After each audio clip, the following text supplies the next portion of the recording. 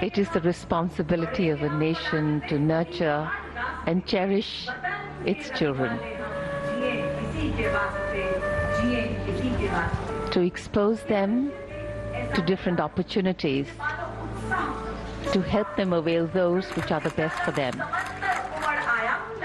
And these moments and these words of encouragement, these conversations, these slightly light-hearted interactions with their Prime Minister, definitely going to leave some very special memories in their hearts. देश के कोने कोने से ये NCC cadets यहाँ पहुंचे हैं और माननीय प्रधानमंत्री महोदय, उनकी यही खासियत है, देश के सर्वोच्च नेतृत्व का युवा शक्ति से सीधा संवाद, अनुशासन बनाए रखना है, साथ ही साथ बातचीत भी कर रही है, इंटरेक्शन भी करना है माननीय प्रधानमंत्री महोदय से। एनसीसी की जो तीनों विंग्स हैं उसमें देश के कोने कोने से 1100 कैडेट्स यहाँ पर पहुंचे हैं, भारत माता की जय के नारे लगाते हुए। ये सभी कैडेट्स शासन की सीमा के साथ अपने आप को रोक नहीं पा रहे हैं, उनके अंदर का जो उत्साह है, जो आह्लादित महसूस कर रहे हैं, अगर उनसे पूछा जाएगा तो शायद शब्दों में उसे बयान करना मुश्किल होगा। यकीनन इन सभी के लिए एक बहुत ही यादगार, कभी ना भुलाने वाला अविस्मरणीय मौका। एक शब्द है कनेक्ट, जिसको हम अब देख रहे हैं। प्रधानमंत्री किसी भी उम्र के व्यक्ति के साथ जिस तरह से संपर्क स्थापित करते हैं वो बहुत सीखने लायक भी है और वो एक बिल्कुल अद्भुत सा क्षण होता है। इन सभी एनसीसी कैडेट्स के लिए, जो स्कूली छात्र छात्राएं हैं, ये एक ऐसा मौका जिसकी कल्पना अक्सर करना मुश्किल होता है कि जब देश के प्रधानमंत्री के आप इतने निकट हों,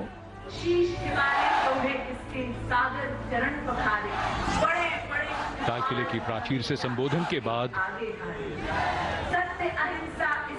जोश, उत्साह और ऊर्जा, वो सब और इन किशोरों के साथ वो और बढ़ती हुई और सब तक पहुंचती हुई। Absolutely. In fact, the beauty of youthful spirit is that it's infectious. So the Prime Minister also getting a spring in his step. There's a lightness of being. So the Prime Minister with cadets of the National Cadet Corps, 1,100 cadets, both boys and girls, future generation, future special quality, voters of our country, and the Prime Minister interacts with 1,100 students, NCC cadets, as they chant Vande Mataram and Bharat Mata Ki Jai. The Prime Minister now moves from the students' gallery to where you have the Shramjeevis and of course guests. There are 600 sarpanches and panches from various villages. There are Anganwadi workers. You know, when the Prime Minister talks about women-led development in rural India, some of those women are also here. Some of the panches and sarpanches from border villages are also here. Nurses are here. Those who administered those 200 crore COVID doses, they are here, taking that development to rural India. The Prime Minister referred to villages, not the last villages of India, but the first villages of India. Villages in the land of the rising sun. We step into our from 77th Arunachal year Pradesh of our to independence, and Gujarat, the completed from figures of Ladakh the to decades gone Lakshadweep, by as a free border nation. villages, model villages. There is That's also what the a Prime great Minister responsibility referred that to. rests on Now, our if you notice, shoulders. the SPG commandos, they stayed away when the Prime Minister was with And in students, moments but like now, of these, course, in as moments of a large number of festivities, people in come moments of forward to take interaction, selfies with the Prime Minister, you have we also the reflect often, have we SPG achieved once what we again envisioned with for here. ourselves? The Prime Yes, Minister we also have in interacting many with ways. Shramjeevis, Have we including made those progress? of the Border Roads Have we managed to Organization ensure engaged in the that the task most of building needy have also very been crucial included? roads Attempts are at definitely Eastern on. Ladakh, at Arunachal And the times are Pradesh, changing in so North rapidly, Sikkim, and the relevance also of what in we have achieved Barahoti, to the the advancements middle made sector. have never been so Anganwadi critical, and workers, India nurses, is on the cutting edge of that sarpanches. movement. The Prime Minister interacts with those who कोई say उन्हें are मिलना चाहता है, builders, कोई he उन्हें says छूना are चाहता है, builders of कोई New उन्हें कुछ India. भेंट करना चाहता है। Rajdeep, I'm sorry we had to interrupt you when the Prime Minister was interacting with these cadets, but once again, let's finish the point you were making, Rajdeep. This is the Prime Minister, you say, who's also making an emphatic poll plea pre-2024. Elect me, I come back in 2024 to address you, he says, and talk about your achievements as a nation. Rajdeep. The meeting of hands. I think, Gaurav, he did two things. There were two parallel tracks. One was the parallel track which we saw in 2022 as well, the belief that India is entering this golden period or Amrit Kal. And he claimed that to do that, India's time has come, and to achieve the goals of Amrit Kal, you needed to celebrate India's diversity, make sure that Make in India becomes world class, ensure women-led development, spoke about maximum women pilots in the world coming from India, regional aspirations to be satisfied, and build national character.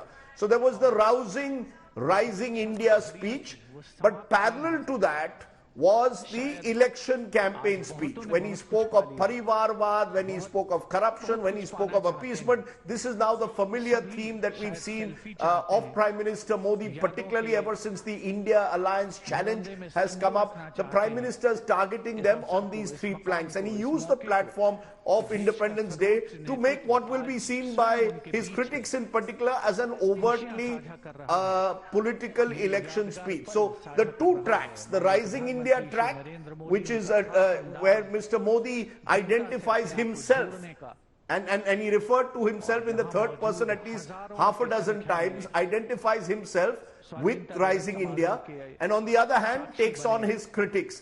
And when he said towards the end, Gaurav, that come next August 15th, I will be here giving you the achievements of India, he was effectively suggesting that he intends to, he's certain of winning 2024. So you could call that overconfidence, or you could call it self-confidence. So I think one eye right through this speech was clearly on the voter. In that sense, much more of an election speech than what we've seen in Mr. Modi's Independence Day speeches of recent times. And there was the reference to Manipur. If I may say so, right at the very top, he referred to Manipur and the travails of the people there, said that better times were coming, things were better, he claimed now, and without going into the details of what the solutions were, did reach out at the very outset to what has been happening in Manipur in the last few months.